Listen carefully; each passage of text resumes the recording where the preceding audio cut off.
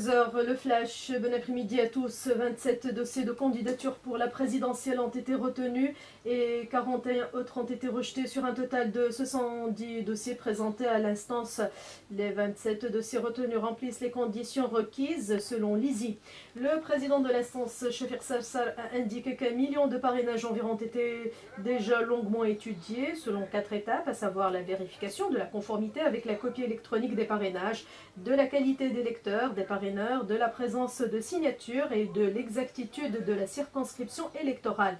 Sarsar a aussi annoncé que 3 candidats à la présidentielle n'ont pas été retenus pour absence de la qualité des lecteurs.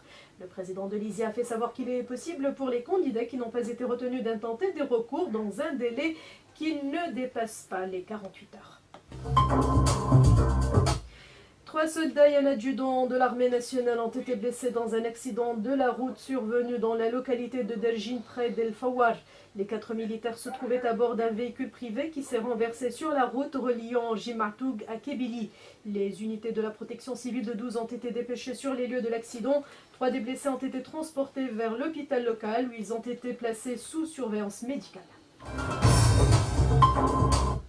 Le rapport violence à l'égard des femmes dans le contexte des transformations politiques et de la crise économique dans la région euro-méditerranéenne, tendances et recommandations en vue de l'égalité et de la justice, publié récemment par le réseau euro-méditerranéen des droits de l'homme, indique que les estimations nationales actuelles montrent une montée de la violence domestique entre les femmes, y compris de la violence sexuelle.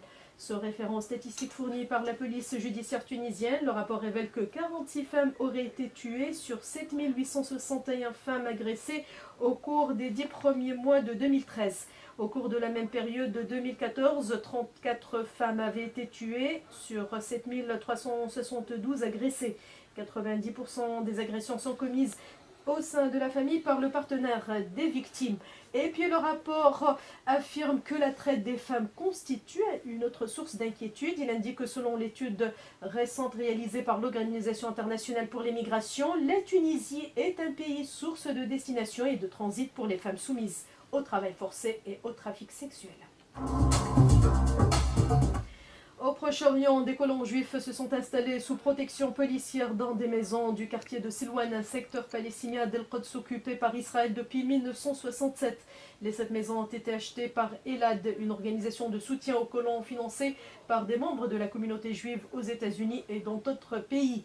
Pour Saïb al-Iqad qui dirige les négociations avec Israël au sein de l'autorité palestinienne, cette nouvelle arrivée démontre que le gouvernement israélien est un gouvernement de colons agissant pour les colons. Et c'est tout pour ce flash. Je vous laisse avec Mourad Ayari pour le programme en langue italienne. Faisal Ahleli à la technique. Rendez-vous à 17h. À tout à l'heure.